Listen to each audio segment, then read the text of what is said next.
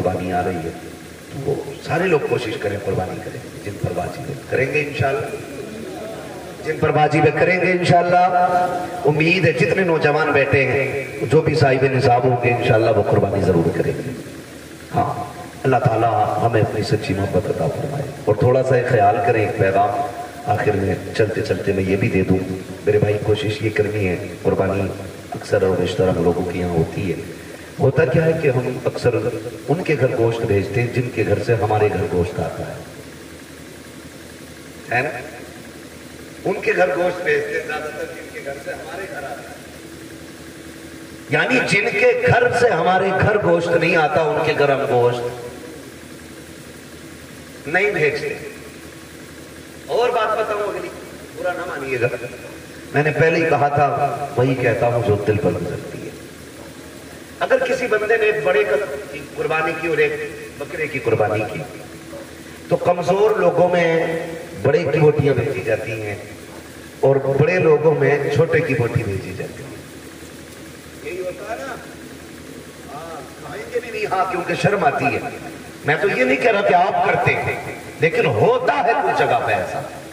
میں آپ سے یہ کہوں گا یار او بھائی اللہ توفیق دے، تو پہلی بات تو یہ کہ 4 بوٹی بانٹنے کا رواج ہے، 8 بوٹی بانٹ رہے ہیں، کم سے کم اتنی تو دو جو کم سے کم ایک وقت کا کھانا ہو جائے کسی کی گھر کا۔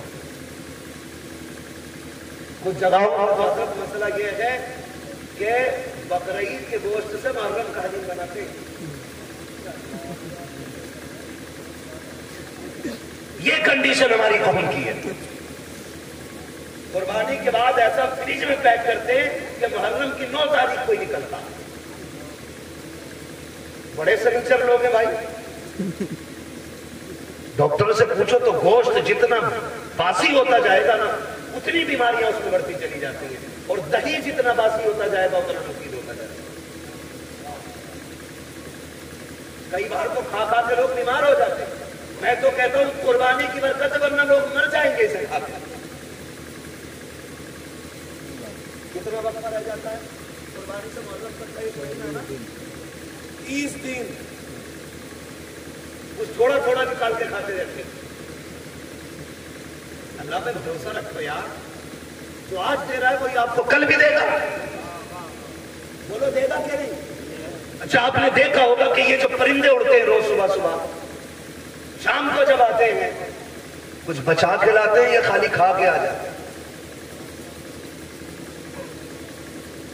کیا کر کے آتے ہیں؟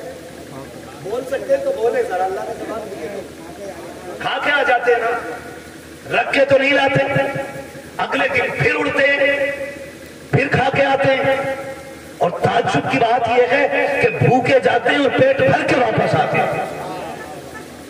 ان کا کوئی کھیت ہے، بزنس، منڈی؟ اچھا اتنی تپش اتنی گرمی ہے ابھی کہ ہر جگہ پانی بھی میسر نہیں ہے، آدمی کو 24 گھنٹے پانی نہ ملے پاگل ہو جائے، جنگلوں میں پانی نہیں، لیکن پرندے پھر بھی زندہ ہیں۔ پھر وہ زندہ کیسے؟ پانی کون دیتا ہے؟ اللہ دیتا ہے نا۔ وہ روز کھا کے اڑ کے آ جاتے، چھوڑ کے نہیں آتے، کیونکہ ان کا بھروسہ یہ ہے کہ ہمیں رب دینے والا ہے۔ کیا بات ہے، بہت اچھا ہے، رب دینے والا ہے۔ جانوروں کا بھروسہ اللہ پر ہے، انسان 1 مہینے کے لیے رکھ کے پڑا۔ یہ تو قربانی کا ہے، لوگوں نے جنت کا اٹھا کے رکھنا شروع کر دیا تھا، اللہ نے وہ بند کر دیا تھا۔ آپ کو اللہ نے اگر دیا ہے تو فریج میں نہ بھر۔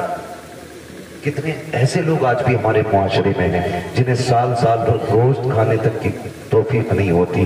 وجہ اتنی یہ ہے کہ کنجوس نہیں ہے، کمزور لوگ ہیں، مزدور لوگ ہیں، مہنگائی نے کمر توڑ دی ہے، کسی کے آگے بیٹیاں جوان ہیں، کسی کے گھر میں بیٹے پریشان ہیں، کسی کو بیماری نے گھیر رکھا ہے، کوئی مصیبت میں ہے، کوئی آزمائشوں میں ہے، کوئی بیماریوں میں ہے، اس وجہ سے کتنے لوگ گوشت نہیں کھا پاتے ہیں۔ اللہ نے تجھے توفیق دی ہے۔ او یار اگر تو نے بکرے کی قربانی کی ہے، امیر تو 8ویں دن 10ویں دن بکرا کھا ہی لیتا ہے. کبھی اس غریب کے گھر بھی بکرے کا گوشت بھیج دیا کرو جس کے بچے باپ سے کہتے ہیں بکرے کا گوشت ہم نے نہیں کھایا ہے. کبھی ہم کو بھی بکرے کا گوشت کھلایا جائے. کئی بار مزدور غریب منڈی گیا ہے, کئی بار دکان جا کر کے لوٹ آیا ہے, کہا بیٹے گیا تو تھا 700-800 کا ریٹ تھا, اتنی تو تیرے باپ کی مزدوری بھی نہیں ہے, جتنے کا گوشت تھا. یہ سوچ کر کے باپ لوٹ آتا ہے. تمہیں رب نے اگر توفیق دی ہے, اگر تم نے چھوٹے کی قربانی کی ہے اللہ کی رضا کے لیے, کبھی ان غریبوں کے گھر دے دو جن کے ہاں کبھی گوشت نہیں گیا ہے. خدا کی قسم کھا کے کہتا ہوں تو نے 4 بوٹی اگر امیر کے لیے دی ہے, چرچوں کے لیے دی ہے,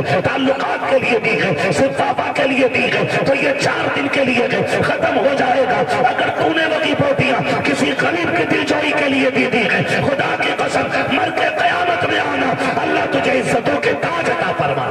واہ واہ واہ, زندہ باد زندہ باد. بہت خوب. گوشت انہیں دے جن کے ہاں کوئی نہ. کئی بار ایسا ہوتا ہے جن کے گھر قربانی ہوئی ہے 2 کوئنٹل میں سے 50 کلو اس کی نظر, اور محلے والوں نے بھی ایک مسئلہ بھیج دیا. اور کتنے غریب ایسے ہوتے کہ بقرعید کے گھر دن بھی ان کے گھر میں دال بنتی ہے. اسے عید کہتے ہو؟ تیری بستی کے اندر اگر ایک بندہ بھی عید کے دن چٹنی سے کھائے گا تو تجھے غیرت سے مر جانا چاہیے. اللہ توفیق دے تو یہ غریبوں کو تقسیم کرے. آپ کے گھر کے ہوتے ہوئے کسی گھر میں دال یا چٹنی نہیں. آج یہ رب کی دعوت کا دن ہے, رب کی دعوت کا دن ہے. ہر گھر میں گوشت کی خوشبو آنی چاہیے, ہر گھر میں تقسیم کریں. اور یاد رکھیے جو اللہ کے لیے کرتا ہے پھر اللہ کبھی اس کو گرنے نہیں دیتا ہے, گرنے نہیں دیتا ہے. اور وہ لوگ بے وقوف ہیں جو اٹھا کے رکھتے ہیں. جب برتن خالی ہوتا تبھی نیا بھرا جاتا ہے, جب پہلے سے بھرا ہوتا تو پھر اس میں جگہ ہی نہیں ہوتی, وہ بھرے گا. آپ خالی کرتے رہو, میرا رب تمہارے برتنوں کو بھرتا رہے گا. جو خرچ کرنا نہیں جانتے انہیں کمائیوں کا بھی طریقہ نہیں آتا ہے. کمائی کا بھی طریقہ انہیں کو آتا ہے جو خرچ کرنا جانتے ہیں. آپ اپنی کمائی میں غریبوں کا حصہ رکھیں.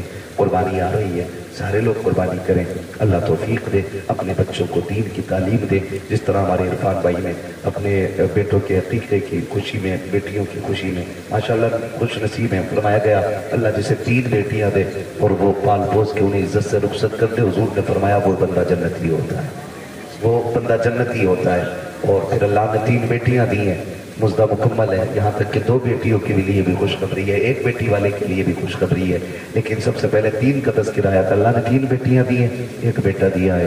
اللہ آپ کو بھی بیٹی بیٹا دینا. تو میں تو یہ کہتا ہوں کہ بیٹی پہ بھی اتنی خوشی کیا کرو جتنے بیٹے کی پیدائش میں خوشی کرتے ہو.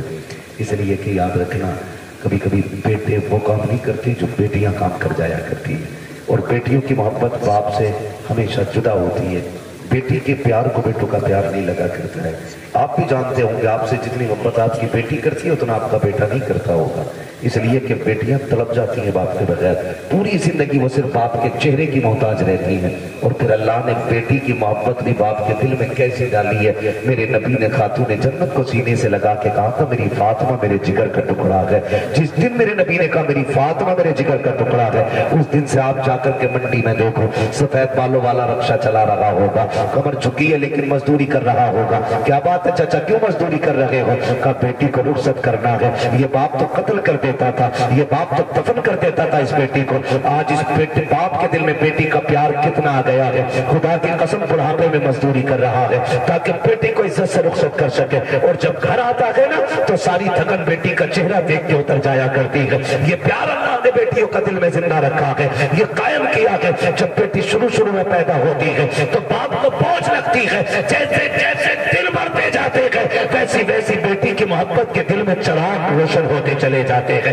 پھر یہی بیٹی جب رخصت ہوتی ہے تو باپ کسی کی میت پہ اتنا نہیں روتا جتنا بیٹی کی رخصتی پر رویا کرتا ہے. یہ پیار کس نے پیدا کیا ہے؟ یہ رب نے پیدا کیا ہے. اللہ بیٹا دے تب بھی خوشی مناؤ, بیٹی دے تب بھی خوشی مناؤ, اس لیے کہ بیٹا نعمت ہوتا ہے, بیٹیاں خدا کی رحمت ہوا کرتی ہے.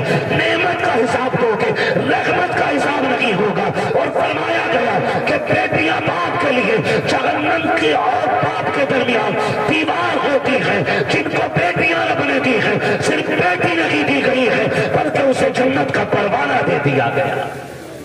اللہ ہمیں بیٹیوں کی عزت کرنے کی توفیق عطا فرمائے، بیٹیوں سے پیار کرنے کی توفیق عطا فرمائے، ہم اپنے بیٹے بیٹیوں کی خوشی میں اسی طرح کی محفلیں بات کرتے رہیں، بس جو ہوئے غلط ان کو معاف فرمائے رب کائنات۔ زندگی نے دیا ساتھ، پھر ہوگی ملاقات، چمن رہا پھول کھلیں گے، زندگی رہی پھر ملیں گے، مسافر ہم بھی مسافر تم بھی، کسی موڑ پر پھر ملاقات ہوگی۔ فقیران آئے صدا کر چلے، صدا خوش رہو یہ دعا کر چلے، سارے لوگ کلمہ شریف پڑھ لیجئے، لا الہ